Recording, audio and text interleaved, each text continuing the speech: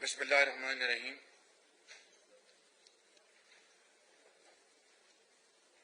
صدر پاکستان مسلم لیگ نون پنجاب جناب رانا ثناء اللہ صاحب، مسلم لیگ نون کے اکابرین، مسلم لیگ نون کے نواز شریف کے ساتھیوں، یہاں پر تشریف فرما میڈیا کے دوست بھائی اور بہنیں، اور زندگی کے مختلف شعبوں سے تعلق رکھنے والے ہمارے ساتھی بھائی اور بہن، خواتین و حضرات، السلام علیکم۔ آج میں آپ سب کو پاکستان کی 73ویں یوم آزادی پر آپ کو اور ان کیمراز کے ذریعے پوری قوم کو دل کی اتھاہ گہرائیوں سے مبارکباد پیش کرنا چاہتا ہوں، اور اس عظیم دن کے حوالے سے یہ جو تقریب کا انتظام کیا گیا ہے، میں پاکستان مسلم لیگ نون کے منتظمین کی بہت شکر گزار ہوں اور ان کو تحسین پیش کرنا چاہتا ہوں کہ 14 اگست کے حوالے سے شاہن شان ایک شاندار تقریب کا یہاں پر انعقاد کیا گیا ہے۔ میرے بزرگوں، بھائی اور بہنوں، 73 سال پہلے حضرت قائد اعظم کی عظیم انقلابی لیڈرشپ میں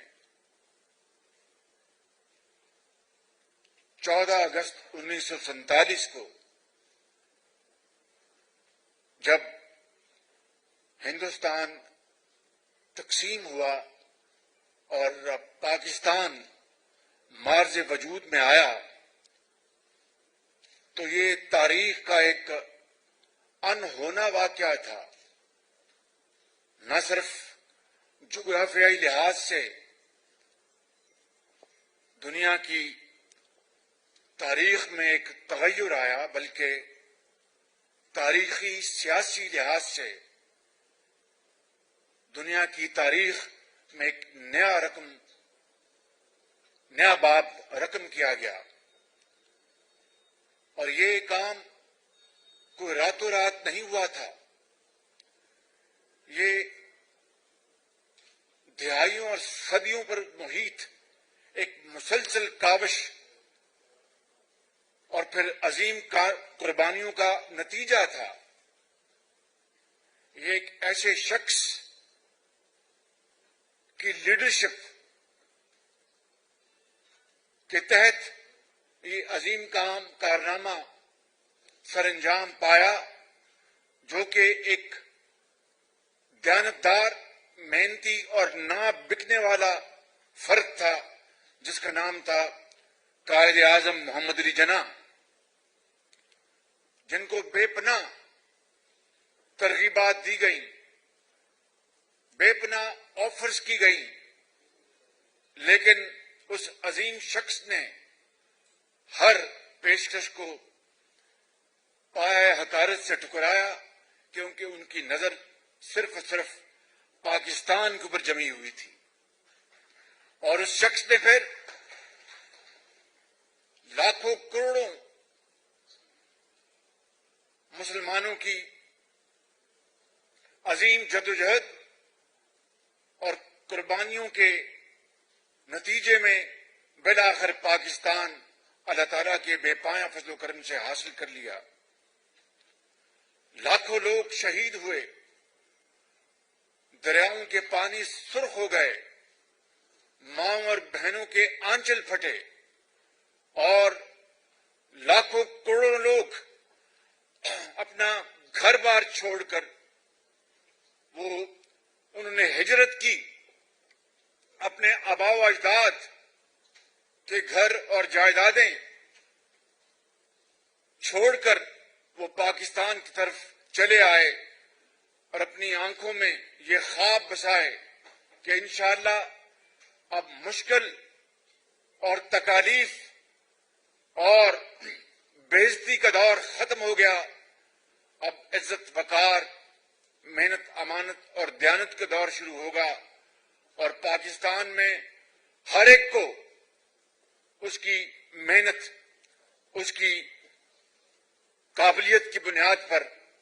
اس کو ایک معاشرے میں مقام ملے گا۔ اور اگر آپ نظر دوڑائیں تو 73 سال میں یقیناً اللہ تعالیٰ کے فضل و کرم سے پاکستان کو بے شمار کامیابیاں نصیب ہوئی، اور میں سمجھتا ہوں کہ سب سے بڑی کامیابی جو پاکستان کو ملی وہ پاکستان کا ایٹمی طاقت بننا تھا، اور یہ کوئی معمولی اچیومنٹ نہیں تھی، یہ کوئی معمولی اچیومنٹ نہیں تھی۔ اور اس سفر میں تمام حکومتیں، تمام پولیٹیکل پارٹیز کی لیڈرشپ، تمام ادارے اور کروڑوں عوام کی قربانیاں سب شامل ہیں، تب جا کر پاکستان ایٹمی طاقت بنا، اور آج دشمن پاکستان کی طرف اللہ تعالیٰ کے فضل و کرم سے میلی آنکھ سے نہیں دیکھ سکتا۔ اسی طریقے سے میرے بزرگوں، بھائیوں اور بہنوں، اور بھی بے شمار پاکستان کی جو بیلنس شیٹ ہے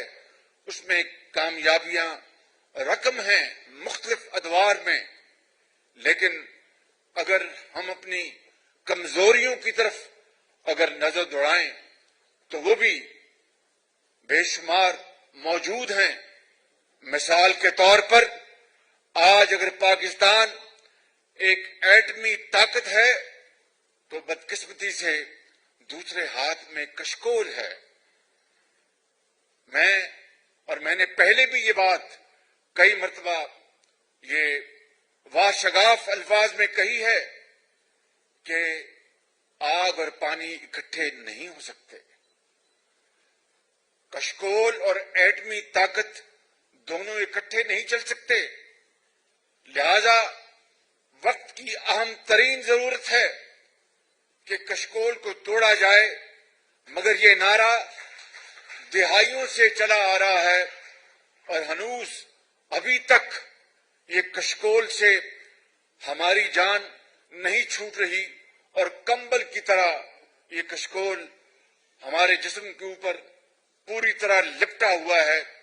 لیکن یہ کسی کا کوئی جادو نہیں، کسی کا ہمارے اوپر کسی نے اس کو ہم پر ٹھوسا نہیں، یہ ہماری اپنی فطرت ہے، نہ نوری ہے نہ ناری ہے۔ اگر ہمیں کشکول کو توڑنا ہے تو جس طرح ایٹمی طاقت پاکستان بنا اسی طرح ہم کشکول کو توڑ سکتے ہیں، شرط یہ ہے کہ اس کے لیے تیار ہوں، اس کے لیے ہم پوری طرح اپنے آپ کو اس کے اہل بنائیں، تب انشاءاللہ وقت آئے گا کہ کشکول ٹوٹ جائے گا، وگرنہ ہم نے آزادی تو حاصل کر لی مگر وہ قومیں وہ آزاد نہیں ہوتی جو معاشی طور پر آزاد نہ ہوں۔ آج معاشی طور پر ہم بدقسمتی سے آزاد نہیں ہیں۔ IMF کا آپ دیکھ لیں کہ اتنا دباؤ کہ موجودہ نااہل حکومت، آج 14 اگست ہے، میں یہاں پر کوئی ڈیوائسو بات نہیں کرنا چاہتا جس سے کہ ہماری آج کی جو دن کی جو تقریبات ہیں اور خوشیاں ہیں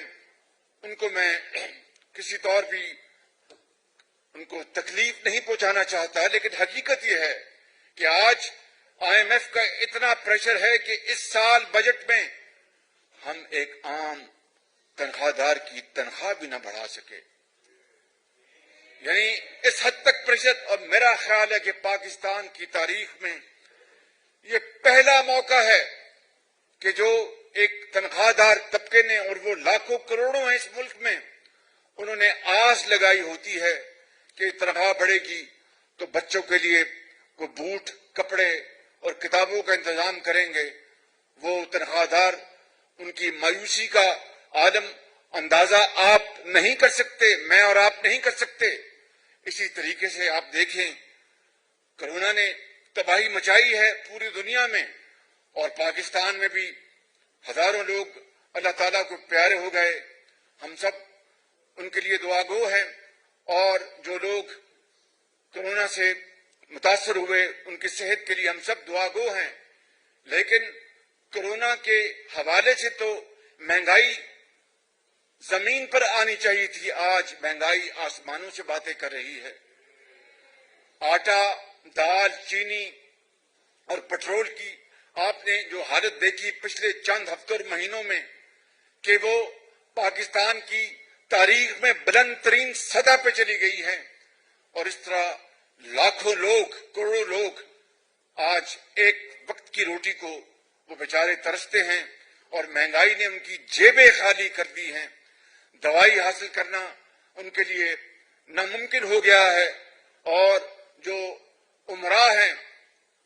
جو صاحب حیثیت ہیں، وہ دوائی اور علاج کے بغیر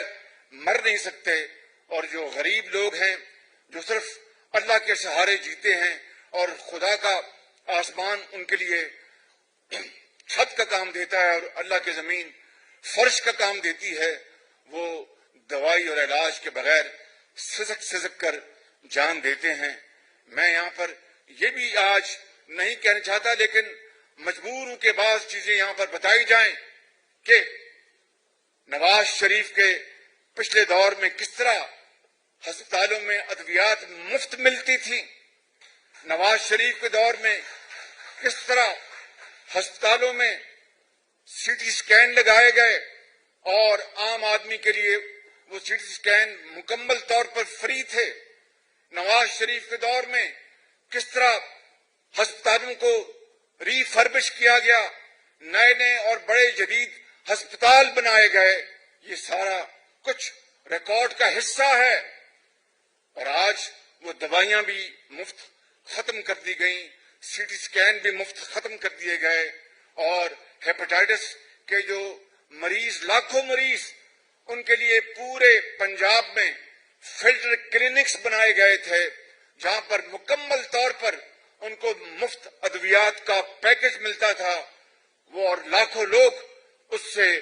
وہ فیض یاب تھے. آج وہ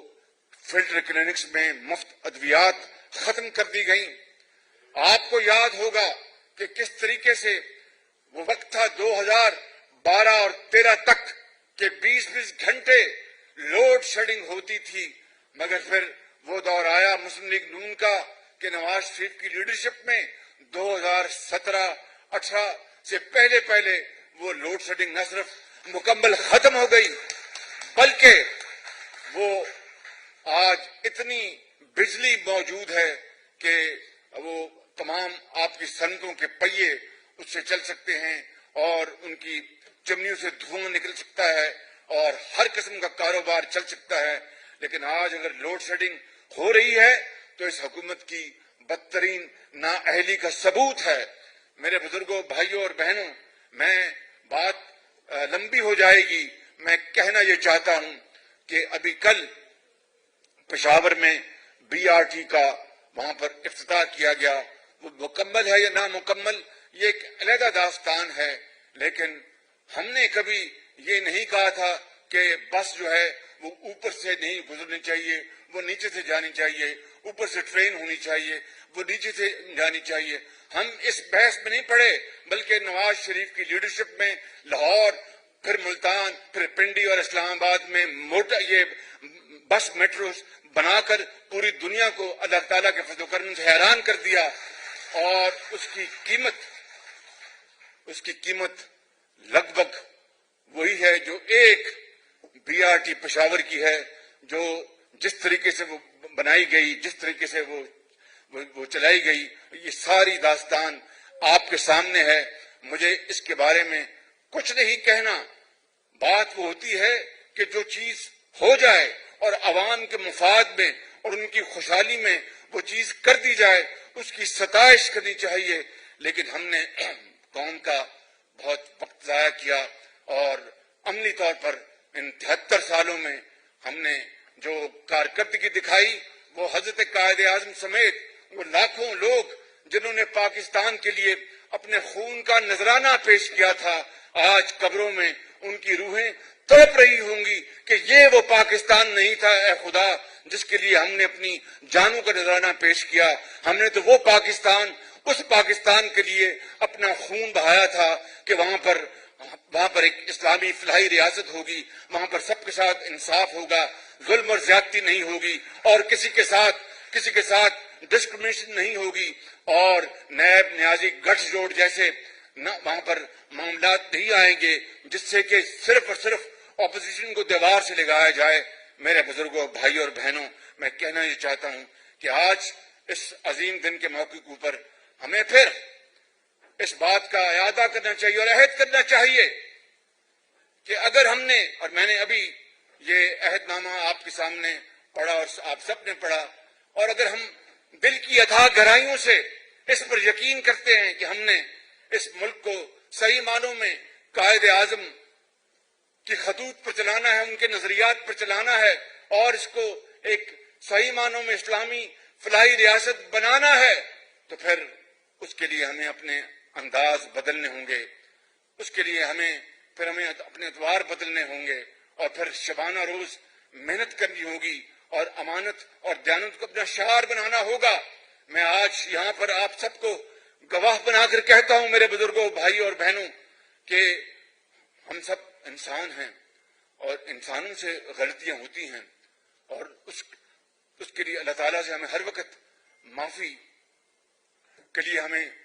اس کی حضور جھکنا چاہیے کیونکہ انسان ہے، انسان خطا کار ہوتا ہے. لیکن میں بلا خوف تردید یہ کہہ سکتا ہوں کہ اللہ تعالیٰ کے فضل و کرم سے نواز شریف کی قیادت میں جو پچھلے دور میں جو عظیم منصوبے لگے، چاہے وہ بجلی کے تھے، چاہے وہ دوسرے تھے یا سڑکات تھیں، الحمدللہ وہ شفاف ترین منصوبے تھے، چاہے وہ ریلویز تھا، چاہے وہ سڑکیں تھیں، چاہے وہ ٹرانسپورٹ تھی، چاہے وہ ہسپتال تھے، چاہے وہ اسکول تھے، چاہے وہ یونیورسٹیاں تھیں، چاہے وہ خادم اعلیٰ روزگار پروگرام تھا. آج تک 2.25 سال ہو گئے. میں بلا خوف تردید کہہ سکتا ہوں کہ ایک دھیلے کی کرپشن پبلک سیکٹر میں یہاں پر یہ نہیں پیش کر سکے ہمارے خلاف. یہ کوئی معمولی بات نہیں ہے اور یہ کوئی بہت، میں سمجھتا ہوں، میں آپ کو یہ پیغام دینا چاہتا ہوں بطور ایک مسلم لیگی کارکن کے اور نواز شریف جو ہمارے قائد ہیں ان کے ساتھی ہونے کے نتیجے میں کہ بڑے ہم انکساری کے ساتھ مگر بلا خوف تردید کہہ سکتا ہوں کہ یہ آج تک، اور یاد کریں وہ دن جب میں کہا کرتا تھا کہ اگر ہمارے خلاف یا میرے خلاف ایک دھیلے کی کرپشن لے آئیں تو میں استعفیٰ دے کے گھر چلا جاؤں گا. آج 2.25 سال ہو گئے ہیں اور ایک دھیلے کی کرپشن یعنی پبلک عوام کے پیسے کی ایک دھیلے کی خیانت نہیں لا سکے. یہ میڈیا کے آنریبل یہاں پر صاحبان بیٹھے ہیں، یہ جانتے ہیں، اپنے دل پر ہاتھ رکھ کر کہیں کہ وہ کون سا منصوبہ ہے مسلم لیگ نون کا جس میں کرپشن اسٹیبلشڈ یعنی ود ایویڈنس ثابت ہو جائے. تو میں ابھی اسی وقت اس منصب سے استعفیٰ دے کے قوم سے معافی مانگ کر گھر چلے جاؤں گا. لیکن ہوا کیا کہ اکاؤنٹیبلٹی یا احتساب کے نام پر انتقام کا ایک ایسی لہر جاری ہے جو کہ صرف اور صرف اس ملک کے لیے نہ صرف ایک انتہائی خطرناک چیز ہے بلکہ سب نے، چاہے وہ افسرشاہی ہے، بیوروکریسی ہے، کام کرنا چھوڑ دیا ہے. اور اس وقت دن رات جو نعرے لگائے جاتے ہیں اس نے اس ماحول کو مزید خراب کیا ہے. آج کا دن اس بات کا متقاضی ہے کہ اگر ہم نے آگے بڑھنا ہے، اگر ہم نے اس ملک کو صحیح معنوں میں اقوام عالم میں اور اسلامی دنیا میں پاکستان کا کھویا ہوا مقام دلوانا ہے تو پھر ہمیں جو سیاست ہے جھوٹے الزامات کی، تانا زنی کی اور ایک دوسرے کو بے عزت کرنے کی اور دشنام ترازی کی، اس کو دفن کرنا ہوگا اور اکاؤنٹیبلٹی، شفاف اکاؤنٹیبلٹی کو اس کو پروموٹ کرنا ہوگا اور انتقام کی سیاست کو دفن کرنا ہوگا اور مل کر اس ملک کو آگے لے کے جانا ہوگا اور پاکستان کو بنانا ہوگا، وگرنہ آنے والی نسلیں ہمیں معاف نہیں کریں گی اور قائد کی روح اور لاکھوں شہیدوں کی روحیں قبروں میں وہ تڑپتی رہیں گی جب تک کہ یہ پاکستان صحیح معنوں میں قائد اور اسلام کا پاکستان نہیں بنے گا بالکل۔ اس لیے میری یہ آج کے دن کے حوالے سے، اور پھر جہاں پر ہم اس بات کا اعتراف کرتے ہیں کہ چاہے وہ عدلیہ ہے یا دوسرے ادارے، ان میں احترام اور باہمی تعاون کے رشتے قائم ہونے چاہیے اور بڑھنے چاہیے، وہاں پر سیاسی اداروں کو بھی مضبوط کرنا ہوگا، سیاسی اداروں کو بھی فعال کرنا ہوگا، سیاسی اداروں کو پروموٹ کرنا ہوگا کہ اس کے بغیر میں سمجھتا ہوں کہ پاکستان کی گاڑی تیزی سے آگے نہیں چل سکے گی۔ میرے بزرگوں، بھائیوں اور بہنوں، آج 73 سال گزر گئے۔ میں اپنی بات ختم کرنے سے پہلے یہ بات کرنا چاہتا ہوں کہ خطے میں 73 سال گزر گئے اور بنگلہ دیش آج کہاں پر ہے، آج سری لنکا کہاں پر ہے، افغانستان کی کرنسی کتنی مضبوط ہے اور دوسرے قرب و جوار میں جو ممالک ہیں ان کی شرح ترقی کا کیا حال ہے اور ہماری معاشی ترقی کا کیا حال ہے۔ یہ ایک ایسا موازنہ ہے کہ جو کہ ہمیں اپنے اندر جھانکنے پر اور دلوں کو جھنجھوڑنے پر مجبور کرتا ہے کہ پاکستان اس لیے بنا تھا کہ خدا نہ خواستہ ہم تا قیامت ہم کشکول لے کے پھرتے رہیں اور اغیار اور دوسرے وہ ہمارا مذاق اڑاتے رہیں اور تانا زنی کرتے رہیں۔ خدا کی قسم میں آپ کو کھا کے کہتا ہوں کہ نہ یہ اللہ تعالیٰ کی منشا ہے، نہ حضرت قائد اعظم کی سوچ تھی، اور آج جو صورتحال ہے وہ ہمارے سامنے ہے۔ اور اسی طریقے سے آپ کشمیر کے حوالے سے آپ نظر ڈالیں، کشمیر میں جو ظلم و ستم اور جو دن رات جو قتل و غارت کا بازار گرم ہے اور ہر روز نہتے کشمیریوں کو شہید کیا جاتا ہے اور ان کی خون سے کشمیر کی وادی سالہ سال سے سرخ ہو چکی ہے، ننھے سالار کے نانا کو جس طرح شہید کیا گیا اور وانی صاحب اور اس طرح کے ہزاروں میر اور وانی جنہوں نے اپنا نوجوان، بزرگ، بچے، مائیں جن کے آنچل پھٹے اور ان کو گھروں میں ان کو محبوس کر دیا گیا اور ان کو دن رات ان کے اوپر تشدد کیا جاتا ہے۔ آج ہندوستان کی حکومت اور مودی نے وہاں پر جو بدترین زیادتی اور ظلم اور جبر کا بازار گرم کر رکھا ہے، میں سمجھتا ہوں کہ آج پاکستان کو ایک فعال کردار ادا کرنا ہوگا، وگرنہ کشمیری ہم سے ہمیشہ گلہ کریں گے کہ کشمیر بنے گا پاکستان، اور اس کے لیے نعرہ لگاتے تھے کہ قائد اعظم نے کہا تھا کہ کشمیر پاکستان کی شہرگ ہے۔ میرے بزرگوں، بھائی اور بہنوں، کشمیر کو آزادی دلوانا، ان کو ان کے حقوق دلوانا، یہ ہم پر ایک قرض ہے کشمیریوں کا،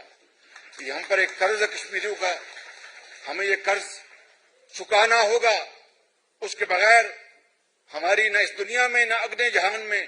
ہماری خلاصی ہوگی۔ اس لیے میں سمجھتا ہوں کہ آج کا دن یہ مطالبہ کرتا ہے اس حوالے سے کہ ہم عملی طور پر اقدامات کریں، عملی طور پر ہم آگے بڑھیں اور لفاظی سے کام نہ لیں، اس لیے کہ کشمیری اپنی حفاظت کرنا خود جانتے ہیں، وہ دہائیوں سے وہ اپنی حفاظت کر رہے ہیں اور وہ اللہ کے سہارے وہ آگے بڑھے اور ہندو سامراج کے سامنے انہوں نے فیصلہ کیا ہے کہ ان کی گردن کٹ سکتی ہے، ہندو سامراج کے آگے جھک نہیں سکتی۔ اس لیے میں سمجھتا ہوں کہ ہمیں پاکستان کو ہمیں اپنا کردار ادا کرنا ہوگا اور عالم اسلام کو ساتھ ملا کر کشمیر کے لیے آواز اٹھانی ہوگی، اور مغربی دنیا، عالمی طاقتیں، ان کے ضمیر کو ہمیں جگانا ہوگا کہ اس کے بغیر میں سمجھتا ہوں کہ خطے میں امن قائم نہیں ہو سکتا۔ کوئی نہیں چاہتا کہ پاکستان اور ہندوستان کے درمیان ایٹمی جنگ ہو، لیکن پرامن طریقے سے اگر کشمیریوں کو ہم حقوق نہ دلوا سکے تو پھر یہ ایک ایسا ذوف ہے کہ پھر جس کی کوئی معافی نہیں ہوگی۔ اسی طریقے سے ہماری جو اقلیتیں ہیں ان کا بھی پاکستان میں پورا ان کی کنٹریبیوشن ہے، انہوں نے شاندار اپنا کردار ادا کیا ہے۔ کسی نے سن 65 کی جنگ میں ہندوستان کے دانت کھٹے کیے ہوائی جہازوں کے ذریعے،